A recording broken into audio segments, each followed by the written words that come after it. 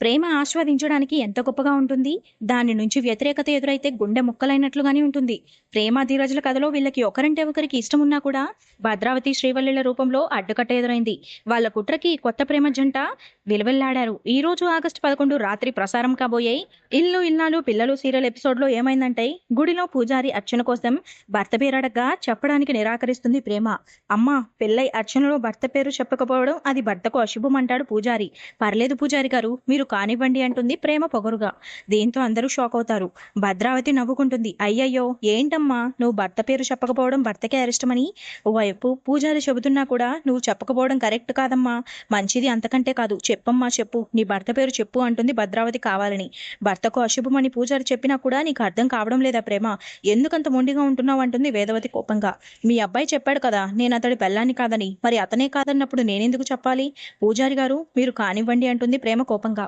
ధీరజ్ చూస్తూ ఉండిపోతాడు. వెంటనే పూజారి రామరాజు వైపు తిరిగి, అయ్యా మీ పేరు గోత్రనామాలు చెప్పండి అంటాడు. పేరు రామరాజు అంటాడు రామరాజు.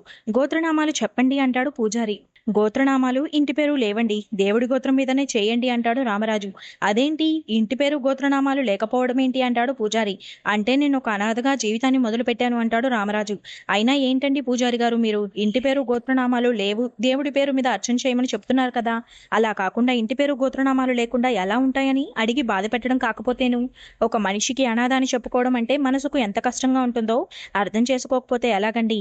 అయినా దేవుడికి కావలసింది మంచి మనసు, గొప్ప గుణాలు, అంతేకాని ఇంటి పేరు గోత్రనామాలు కాదండి అని కావాలనే అంటుంది భద్రావతి. దీంతో పూజారి సరే అని వెళ్లి అర్చన చేస్తాడు. ప్రేమను పక్కకు తీసుకెళ్లి నా గురించి చెప్తారా? ప్రేమ చుట్టూ కొత్త వ్యూహాన్ని సృష్టించాను, ప్రేమను పక్కకు తీసుకెళ్లి ఎలా చెప్తారో చూస్తాను అని మనసులోనే అనుకుంటుంది వల్లి. కట్ చేస్తే సుక్కును పక్కకు తీసుకెళ్లి తెగ సంతోషంగా ఉంటుంది వల్లి. ఏంటి చాలా సంతోషంగా ఉన్నావు, ఏంటి సంగతి అని అడుగుతుంది సుక్కు. మనం అనుకున్న పని అనుకున్నట్లు సక్రమంగా ఏ ఆటంకం లేకుండా జరిగితే ఆ సంతోషమే వేరు సుకన్య. ఈ ఫీలింగ్ నీకు ఎలా ఎక్స్ప్లెయిన్ చేయాలి అంటూ గాల్లో తేలినట్లు ఉందే అని పాట పాడుతూ ఎంజాయ్ చేస్తుంది వల్లి. వల్లి వల్లి ఏం చేస్తున్నావు, ఇది గుడి అంటుంది సుకన్య. అందుకే పాటతో సరిపెడుతున్నాను, లేదంటే అంటుంది వల్లి. అసలేం జరిగిందో చెప్పు అంటుంది సుకన్య. అత్త వాళ్ళ ప్లాన్ చెడగొట్టేశాను కదా, వాళ్ళిక్కడికి వచ్చింది ప్రేమాధీరజులను కలపడానికే అని భద్రావతికి చెప్పి జాగ్రత్త పడమని చెప్పాను. ఆవిడ అదే పనిలో ఉంది.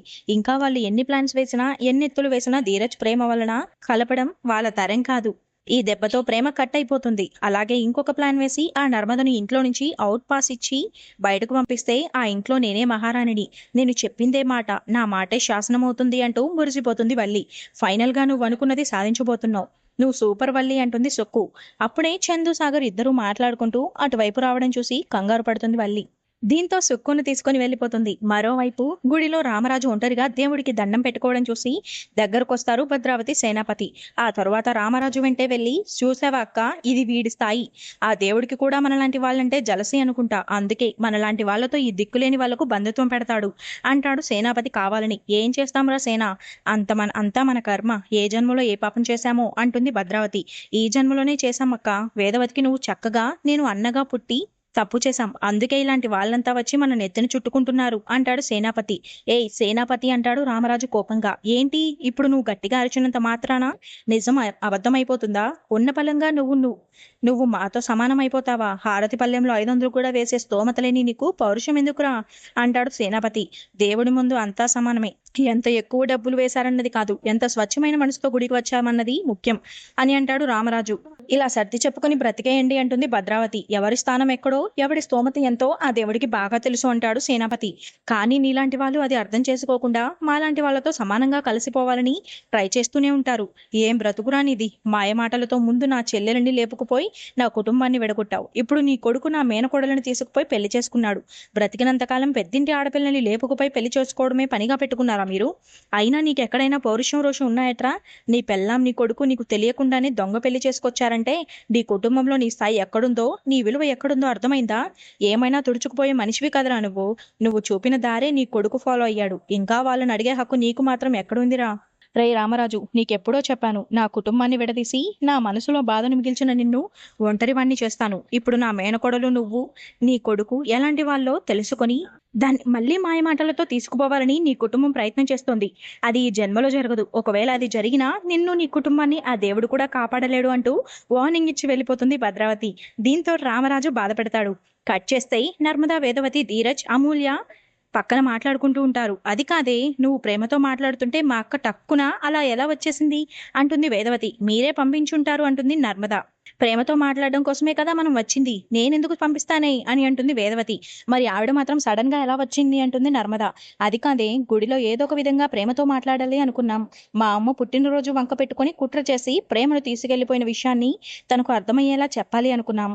ప్రేమను ఇటు నుంచి ఇటే ఇంటికి తీసుకెళ్లిపోవచ్చు అని ఆశపడ్డాము. కానీ మా అక్క ప్రేమ చేతిని వదిలిపెట్టడం లేదు. మరి అలాగే ప్రేమతో మాట్లాడడం నాకు బోలెడంత కంగారుగా ఉందే అంటుంది వేదవతి. ప్రేమతో మాట్లాడడానికి ఇప్పుడు అవకాశం మిస్ అయిందేమో కానీ గుడిలో నుంచి వెళ్ళిపోయేలోపు ఏదో ఒక విధంగా ఛాన్స్ దొరుకుతుందిలే అమ్మా అంటాడు ధీరజ్. అది కాదురా చిన్నోడా, మా అక్క ప్రేమను వదిలిపెట్టడం లేదు, తన చుట్టూనే తిరుగుతుంది. కొంపదీసి మనం ప్రేమతో మాట్లాడాలి అనుకున్న విషయం మా అక్కకు తెలిసిపోయిందా ఏంటి అంటూ అనుమానం వ్యక్తం చేస్తుంది వేదవతి. అప్పుడే రామరాజు వచ్చి, ఏం చేస్తున్నారు మీరంతా ఇక్కడ? అక్కడ కుంకుమార్చన జరుగుతుంటే మీరు ఇక్కడున్నారేంటి? అసలు ఇక్కడికి వచ్చి అంత రహస్యంగా ఏం మాట్లాడుకుంటున్నారు మీరు అని చిందులు తొక్కుతాడు. ఏం లేదు నాన్న, గుడంతా చూద్దామని వచ్చామంటాడు ధీరజ్. గుడి చూద్దామని వచ్చారా? సరే సరేలే, అక్కడ పూజ జరుగుతుంది పదండి. పదండి అని చెప్తుంటే కదలరేంటి? అలా ముఖముఖాలు చూసుకుంటారేంటి? పదండి, నడవండి అంటూ అందరినీ తీసుకెళ్తారు. నాన్న, నేను వెళ్ళి టెంకాయలు తీసుకొస్తాను అంటుంది అమూల్య. ఆల్రెడీ తీసుకొచ్చారు కదమ్మా అంటాడు రామరాజు. అవి సరిపోవంట నాన్న, నేను వెళ్ళి ఇంకొన్ని తీసుకొస్తాను అంటుంది అమూల్య. దీంతో సరే అంటాడు రామరాజు. కుంకుమార్చనలో అందరూ కూర్చొని ఉంటారు. ఇక భద్రావతి టెన్షన్ పడుతూ ఉండగా వల్లి సైగలు చేస్తుంది. పూజారి గారు, మేము అర్జెంటుగా వెళ్ళాలి, పూజ త్వరగా జరిపించండి అంటుంది భద్రావతి. అమ్మవారి పూజ శాస్త్రోక్తంగా జరిపించాలమ్మా, హడావిడిగా అర్ధాంతరంగా ముగించకూడదమ్మా అంటుంది భద్రావతి కంగారుగా. అత్త, ఎందుకంత టెన్షన్ పడుతున్నావు? ఎందుకు పూజను త్వరగా పూజించమని అంటున్నావు అంటుంది ప్రేమ. ఏం లేదమ్మా, ఇక్కడి నుంచి ఎంత త్వరగా వెళితే అంత మంచిదని అంటుంది భద్రావతి. ఏంటక్కా నువ్వు, ఎవరికో భయపడి మనం వెళ్ళిపోవడం ఏంటి? ఎవరైనా సరే మనకు భయపడాలి గాని. పూజారి గారు, మీరు కానివ్వండి అంటాడు సేనాపతి. దీంతో పూజారి మళ్ళీ పూజ స్టార్ట్ చేస్తారు. భద్రావతి కంగారు మాత్రం తగ్గదు. పూజ పూర్తి కాగానే కుంకుమ ఇస్తూ, అమ్మా, మీ భర్తలతో నుదుట సింధూరం పెట్టించుకొని భర్తల ఆశీర్వాదం తీసుకోండమ్మా అంటాడు పూజారి. దీంతో అందరూ కుంకుమ పెట్టించుకుంటారు. అమ్మా, నువ్వు కూడా నీ భర్తతో ఆశీర్వాదం తీసుకోమ్మా అని ప్రేమతో అంటాడు పూజారి. పర్లేదులేండి అంటుంది ప్రేమ పొగరుగా. అలా అనకూడదమ్మా, కుంకుమ సాక్షాత్తు లక్ష్మీదేవి స్వరూపం. భర్తతో భార్య కుంకుమ పెట్టించుకుంటే ముక్కోటి దేవతలు సౌభాగ్యవతిగా ఉండమని దీవిస్తారు. భర్త ఆయుష్ని ఆరోగ్యాన్ని పెంచుతుందమ్మా ఈ కుంకుమ బొట్టు. భర్త క్షేమానికి, భార్య దీర్ఘ సుమంగళితనానికి ప్రతీకమ్మాయి కుంకుమ బొట్టు. ఇంత మహిమగల కుంకుమ బొట్టును భర్తతో పెట్టించుకోవాలి, కాదని అనకూడదు. ఏదైనా అరిష్టం జరగొచ్చు అంటాడు పూజారి. అలా ఏం జరగదులేండి అంటుంది ప్రేమ. ఏంటి ప్రేమ నువ్వు, భర్త ఆరోగ్యానికి ఆయుష్ మంచిది కాదని పూజారి గారు అంతలా చెప్తుంటే అర్థం చేసుకోకుండా మూర్ఖంగా ప్రవర్తిస్తావేంటి అంటుంది వేదవతి బాధగా. నేను భార్యనే కాదని చెప్పినప్పుడు ఏ హక్కుతో బొట్టు పెట్టించుకోవాలి అంటూ కోపంగా లేచి వెళ్ళిపోతుంది ప్రేమ. దీంతో అందరూ ప్రేమ ప్రేమ అని పిలుస్తూ ఉంటారు. ప్రేమ వెనక వెళ్ళమని భద్రావతికి వల్లి సైగ చేయడంతో లేవడానికి ప్రయత్నిస్తుంది భద్రావతి. కన్ను ఉండక్క, పూజ కంప్లీట్ అవని అంటూ ఆపేస్తాడు సేనాపతి. దీంతో అలాగే కూర్చుండిపోతుంది భద్రావతి. ఇక పూలతో కొట్టి విశ్వాను పక్కకు పిలుస్తుంది అమూల్య. దీంతో విశ్వ, అమూల్య పక్కన కలుస్తారు. ఏంటమ్మాయి, పూల బాణాలు వేసి పక్కకు పిలుస్తున్నాం అంటాడు విశ్వ అమూల్యతో. పూల బాణాలేంటి అంటుంది అమూల్య. అంటే ఇన్ని రోజులుగా నేను నీ వెంట పడుతున్నా పట్టించుకొని నువ్వు సడన్ గా నా మీద పూలు విసురుతున్నావు, పక్కకు రమ్మని సైగలు కూడా చేస్తున్నావు. ఇది అదే కదా, లవ్వే కదా అంటాడు విశ్వ మెలకలు తిరుగుతాడు. లవ్వా, ఒంట్లో కొవ్వేం కాదు, నా పేరు అమూల్య, పేరు పెట్టి పిలువు అంటుంది అమూల్య కోపంగా. పేరు పెట్టి అందరూ పిలుస్తారు, ప్రేమగా ఉన్న వాళ్ళే ప్రేమగా పిలుస్తారు అంటాడు విశ్వ. ఇంకోసారి ప్రేమదోమ అన్నావంటే కత్తితో వాతలు పెడతాను అంటుంది అమూల్య. అంటే నన్ను ప్రేమతో పిలవలేదా అని విశ్వ వెళ్ళిపోతుంటే మళ్ళీ పిలుస్తుంది అమూల్య. ప్రేమ వదినను తీసుకొచ్చానని తెగ ప్రౌడ్గా ఫీల్ అయిపోతున్నావు. పూజకు తీసుకొస్తే కలిసిపోతారా? అసలు ప్రేమ వదినను ఇక్కడికి వచ్చేలా చేయమని చెప్పింది ఎందుకో తెలుసా? ప్రేమ వదిన నాకు ఒంటరిగా దొరికేలా చేయి చాలు అంటుంది అమూల్య. మరి విశ్వ ప్రేమని ఒప్పించాడా? ధీరజ్తో కలిసేట్టు చేశాడా? వేదవతి వల్లీల కుట్రని ప్రేమ తెలుసుకుందా లేదా అన్నది తర్వాతి ఎపిసోడ్లో చూద్దాం.